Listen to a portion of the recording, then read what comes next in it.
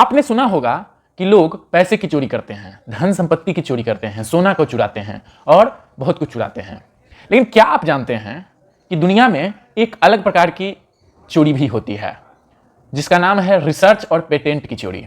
जी हां, भारत अपने पारंपरिक सांस्कृतिक विधाओं द्वारा हर बार मेडिकल साइंस में अनेक प्रकार के घरेलू उपचारों द्वारा अनेक प्रकार की बीमारियों का इलाज देता आया है आयुर्वेद के द्वारा। इसी में एक मुख्य तत्व है तुलसी, और भी बहुत सारे तत्व हैं, हल्दी। क्या आप जानते हैं इन सभी में भारत अभी तक सही ढंग से अपना पेटेंट नहीं दे पाया है, यानी सिद्ध नहीं कर पाया है कि हाँ, हमारे वैज्ञानिकों ने ही पौराणिक काल से ये क्या कहता है किया है। दुनिया में बहुत सारे देश इस पर लगातार पेटेंट करने के लिए अपने आवेदन एप्लीकेशन देते रहते हैं, लेकिन भारत अभी भी पूर्ण रूप से इस चीज को दुनिया में सिद्ध नहीं कर पाया है।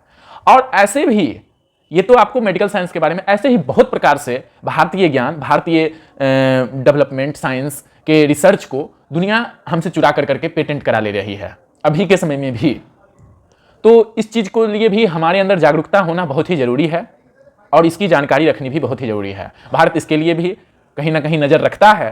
जैसे हल्दी के पेटेंट के लिए पिछले साल भी कई विदेशी देशों के द्वारा इसके लिए एप्लीकेशन दिया गया था, जिस पर भारत ने उसको रोका और बताया कि हल्दी का जो है पेटेंट हमने ही, मतलब हल्दी का खोज, माना कि हमने पूरे उसके अंदर के एक्सट्रैक्ट एलिमेंट को नहीं खोज पाया, लेकिन हल्दी जो है मूलतः भारतीय खोज ही है। हल्दी के फायदे हमने ही बताए हैं, यह भारत ने बताया। तो इस प्रकार से कहीं ना कहीं आप एक नए प्रकार के चोरी के बारे में आज जाने होंगे। बहुत बहुत धन्यवाद। योग हो, आयुर्वेद हो, पारंपरिक चिकित्सा हो, घरेलू उपचार हो, साइकोलॉजिकल प्रॉब्लम हो, या फिर अनेक प्रकार के सर्जरी और new generic medicine and vaccines, हम भारतीय उनमें कहीं भी पीछे नहीं हैं।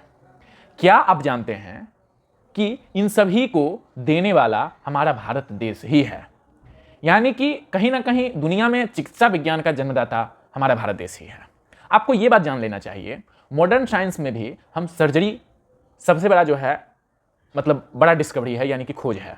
सर्जरी की खोज हमारे भारत में ही हुई है, जिसको महर्षि सुश्रुत ने सबसे सर्वप्रथम खोजा था।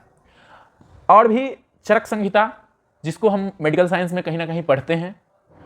फिर और भी अब देखें, अगर आगे जाए तो ये महर्षि वानभट्ट का अष्टांग हृदय पुस्तक, जिसमें अनेक प्रकार के सूत्र हैं जो कि स्वस्थ रहने के लिए हमें कहीं ना कहीं फायदे पहुंचाते हैं, मदद करते हैं।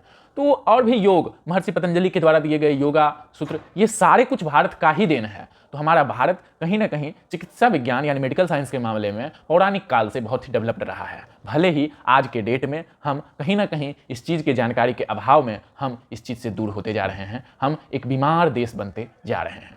अमूमन हम आँखों का उपचार अगर किसी डॉक्टर से करवाते हैं तो आँखों के रोशनी के लिए वो लोग गाजर खाने के लिए कहते हैं। क्या आप जानते हैं गाजर क्यों खाने के लिए कहते हैं?